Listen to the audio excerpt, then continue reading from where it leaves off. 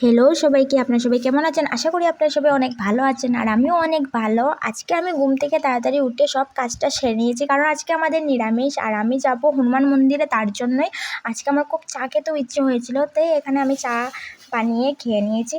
আর এখানে আমি সবজি টবজি সব কিছু কেটে রেখে দিয়েছি, আমাদের তো আজকে নিরামিষ, তার জন্যই এটা রান্নাও হয়ে যাবে।